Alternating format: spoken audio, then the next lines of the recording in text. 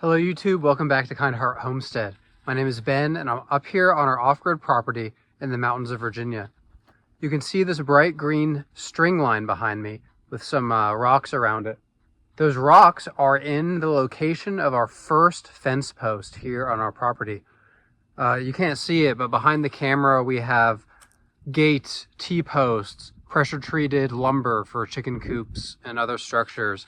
We have 8-foot logs that are treated and designed, manufactured to be fence posts. We got all those from Tractor Supply pretty close to a year ago now. We're finally just getting around to building the garden fence because we've had so many changes and so many new goals here on the homestead that it's kind of changed our idea of what we want in a garden. So you've probably heard me mention our garden fence plans in some other videos. It's going to be a perfect square. So that's our first corner. 80 feet that way, 80 feet that way, and then those will reconverge along the hypotenuse opposite of me. And I just double checked the measurements. All the stakes are exactly 80 feet from each other, but the hypotenuse is 1 inch off. Even if it was a couple inches off, I would be fine with that. Fences aren't really an exact science. There's always going to be fluctuations in the fence posts that you use and the wire that you use to connect the posts. In our case, we're using, I think it's 4 foot tall. It's not welded wire, so it must be woven wire, just agricultural fencing, or the weave is slightly more dense on the bottom than it is at the top. And I think that's supposed to help prevent either your livestock from getting its head stuck in the bottom or maybe from like animals coming in. I really don't know. We're not going to electrify a full fence like most farm pastures do around here because we don't have livestock. Basically, we're just trying to keep deer and bears out. So we're going to have a top wire suspended above our fence material on the same posts but insulated. That'll be energized. At least 1 joule, I believe I read, is good for bears. But that's not the point of this video. The point of this video is just starting our first few fence posts and to see how far we can get. So I'm going to move those rocks out of my way, start digging by hand, and then we'll see if I can fire up our gas-powered auger that we've had for years. Got it from Harbor Freight. We did an entire fence project using that before, so hopefully it still works. So stick around and I'll be right back.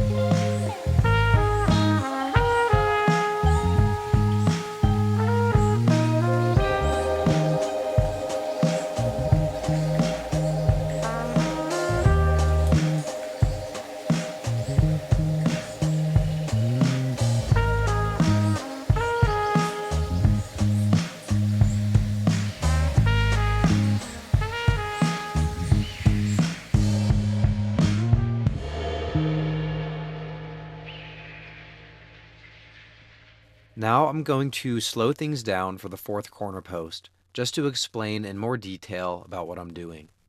I'm using the curvature of the shovel to establish the circumference of the circle. It just makes things a bit easier to make 4 even slices in the ground and then remove that piece of turf in one solid circle. Now what I'm doing is shaving the edges down as much as I can to be able to remove as much material as possible with the shovel, but I'm tapering the edges down into a little cone shape, so when I put the auger in, it goes straight down through the center of the hole. It's important for the auger to be centered, that way the post can sit straight up and down. I basically go as deep as the auger will go into the ground.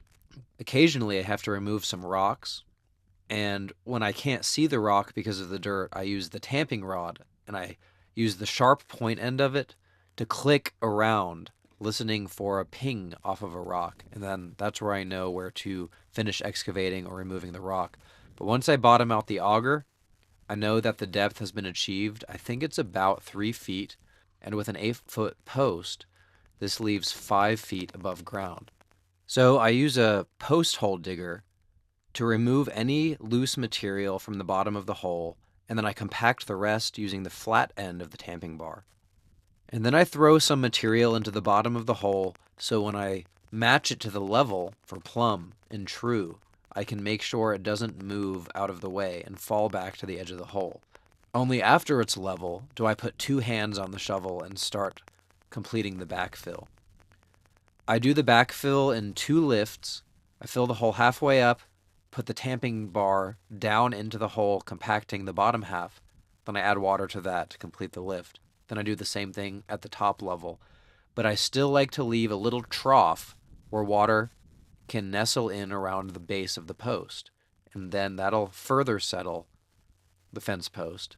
Another benefit of that trough is that I can easily hammer staples at the bottom of the fence post without hitting the earth.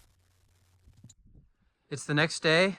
Had to wait till the afternoon because it was rainy and wet all morning. As you can see, I started my first H-brace. That post right there that my tamping rod is leaning against, that's approximately an 8-foot gap between there and the corner post that I installed yesterday. And let me try to show you real quick how I do that. I laid that down, just a 8-foot log from Tractor Supply. I don't know if these are variable lengths or not, but what I'm doing is picking the specific ones that I want for the verticals. So those are going to be like the straightest and thickest ones, and the horizontal ones, which in this area, since it's going to be like the main entrance, I do want that to be fairly straight, but I should save the crooked and the skinnier ones for the horizontal H-brace.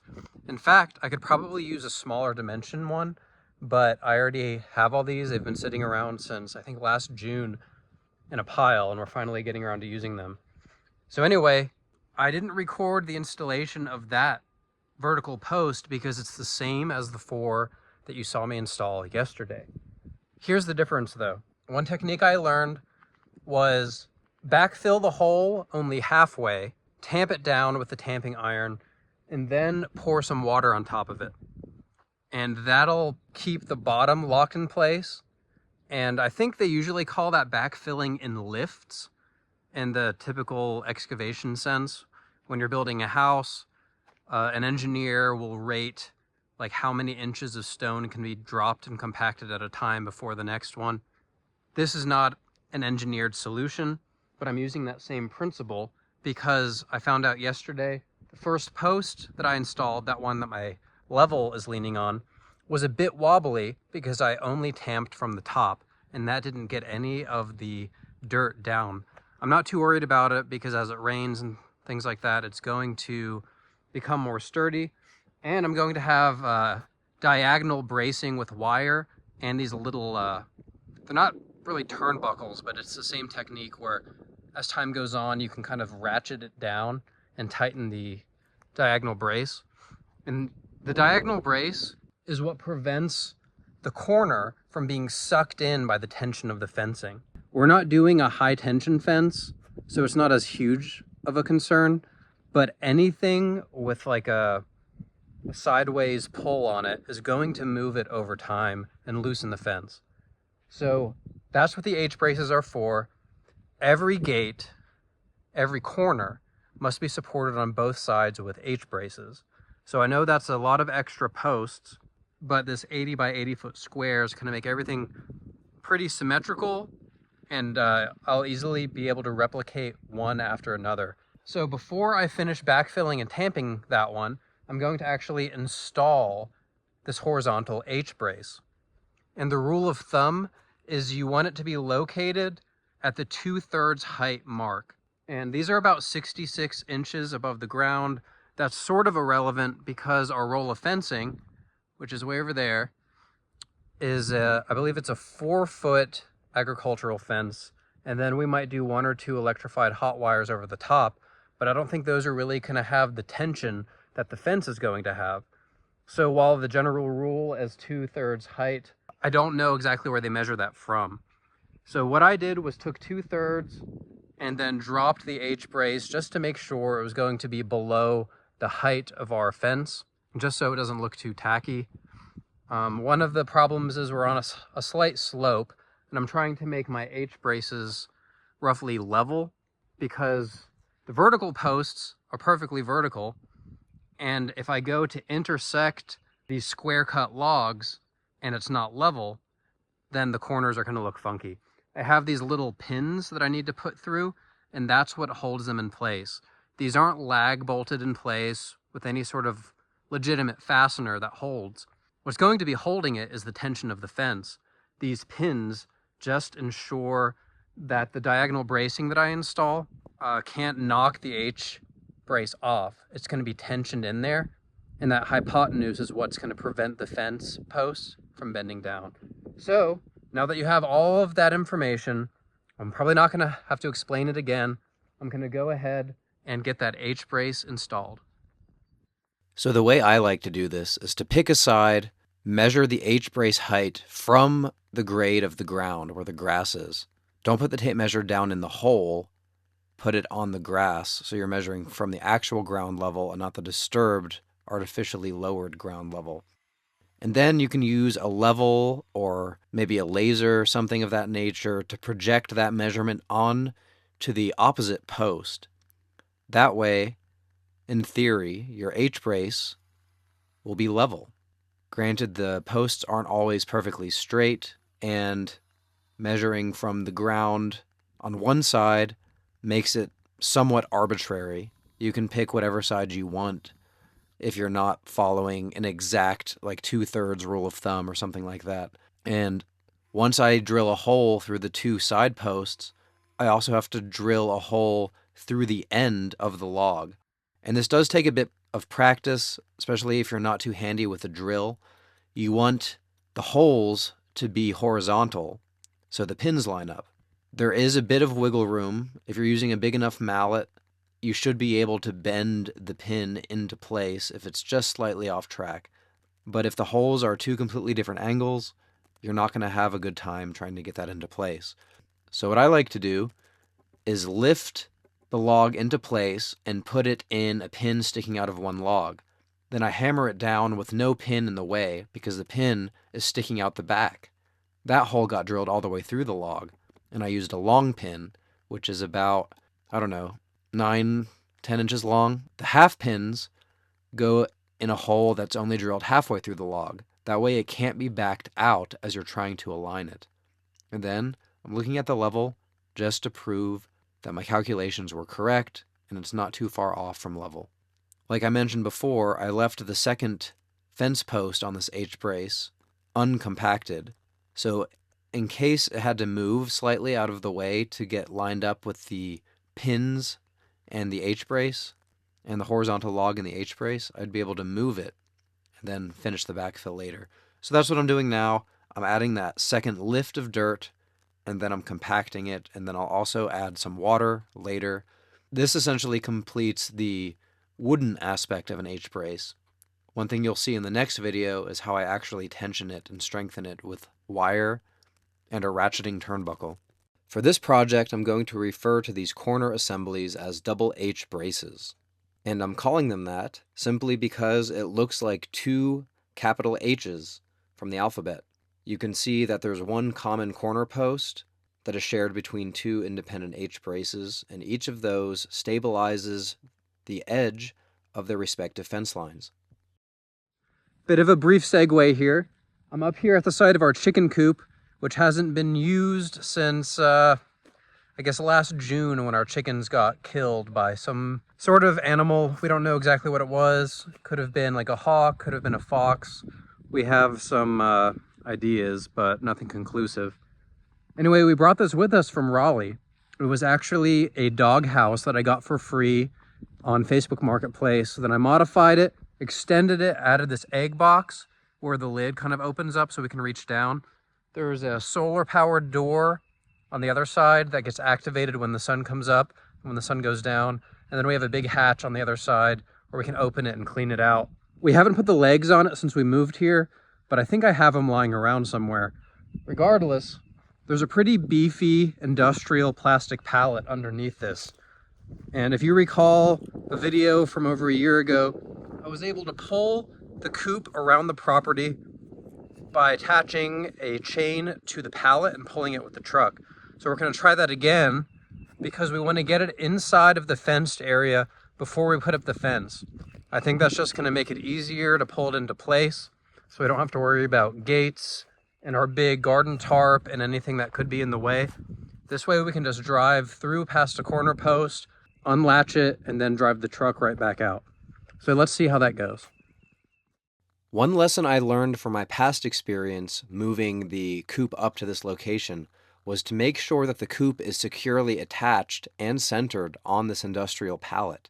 So you can see I'm using a heavy-duty ratchet strap just to make sure it's cinched down well, because to get this thing out of the current growth that it's in, I really have to throttle the truck, gain some momentum with the loose chain, and let the chain snap and pull the coop.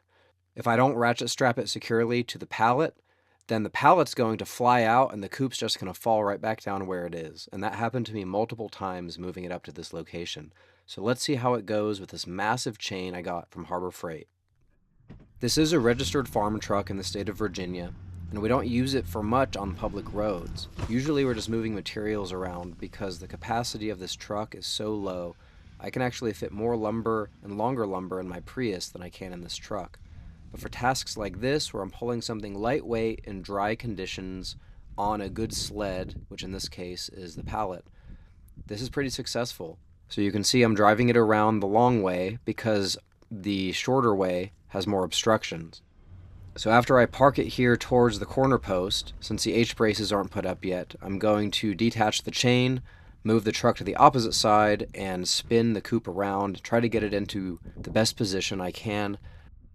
Another idea is to unstrap it from the pallet and just use a bunch of brute force to move it around. But since we have the truck, and since I've been injured and sick lately, and the whole family's had the flu recently, it's better to just keep using the truck, snap the chain in all different directions on all the different corners of the pallet until we have it in the place that we want it permanently.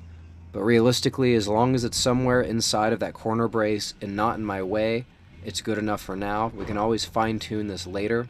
And also we do plan to rise this up and put it on legs eventually, and maybe secure the chicken run with some sort of hardware cloth or electric fence line or something like that. So stay tuned for future videos. Please go ahead and subscribe if you want to see anything poultry related. We do plan to get a shipment of egg birds and meat birds over the next couple months. And now we're back to our previously scheduled programming. I'm just kidding. Here's a quick time lapse of the rest of the double H brace installations.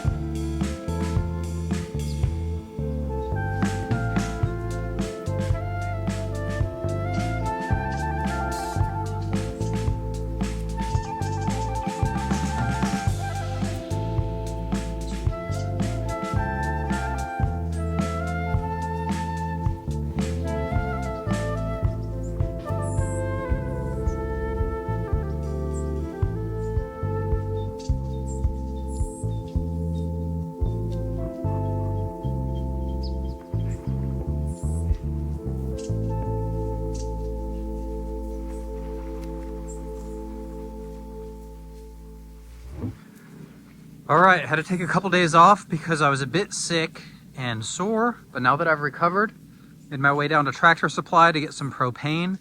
While I was there, I found out their fencing materials were all on sale. So I folded all of my seats down to convert my Prius into lumber mode. Got 6 more fence posts to account for our new gate. I believe it's a 10-foot long tube gate. 8 feet's typically fine for what we use it for, but 10 feet is gonna make it a bit more versatile in case we have to get like a box truck or something in there.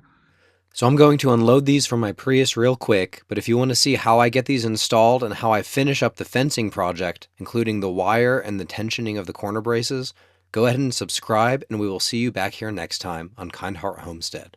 Thanks for stopping by.